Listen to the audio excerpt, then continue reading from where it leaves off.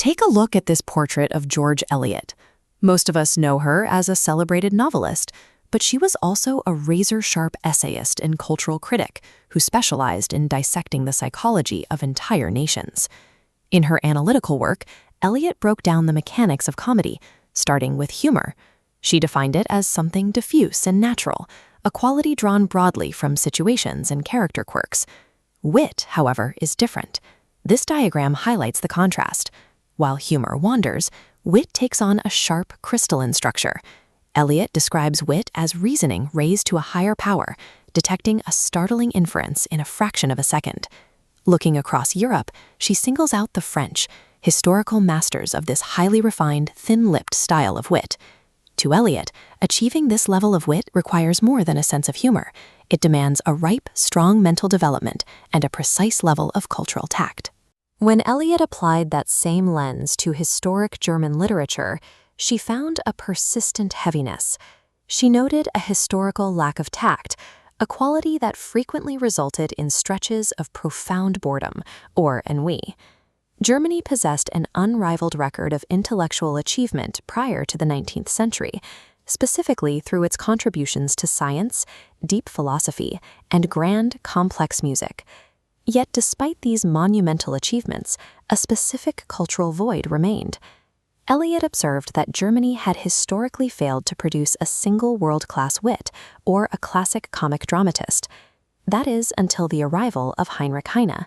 He was the singular anomaly, a genius who appeared to break through a rigid historical mold, like a vibrant flower pushing up through a dense slab of gray stone.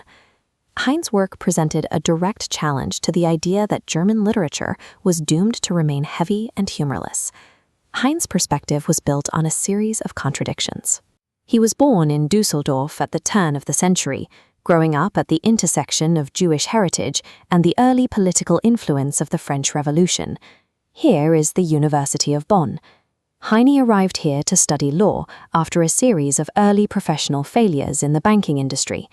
He eventually moved to Berlin, where he encountered the philosopher Hegel and began writing sharp, biting satires targeting the city's intellectual elite. Despite his talent, state laws restricted where he could live and work based on his heritage. To bypass these anti-Semitic restrictions, he undertook a strategic, pragmatic conversion to Lutheranism.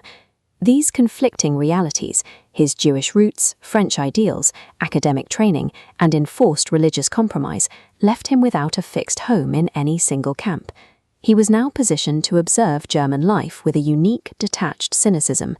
He channeled that cynicism into a new kind of poetic mastery. In collections like Die Buch der Lieder, he rendered pure pathos and lyrical grace that rivaled the great German masters, but with a deeper, raw emotion. In his prose travel writing, his style shifted again.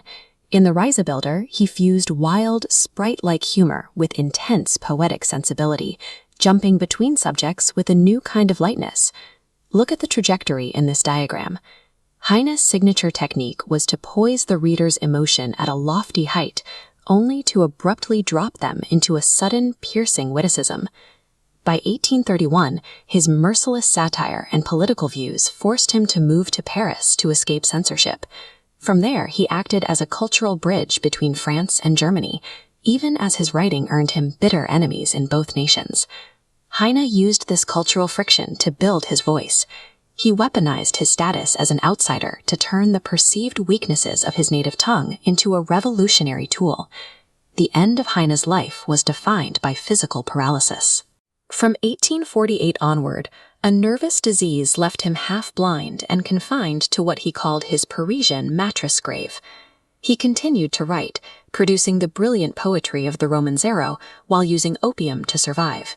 He aimed his final satirical barbs at philosophy, religion, and even the decay of his own body. This body of work led George Eliot to a final assessment. Heine had definitively proved that it was possible to be truly witty in the German language. Eliot described this shift as an allotropic condition. Like this carbon transforming into a diamond, Heine took the heavy, labyrinthine structure of German and changed its physical properties to make it compact, metallic, and brilliant. Eliot's essay stands as a record of how one artist took the raw materials of his suffering and left a permanent mark on how the German language is written and read.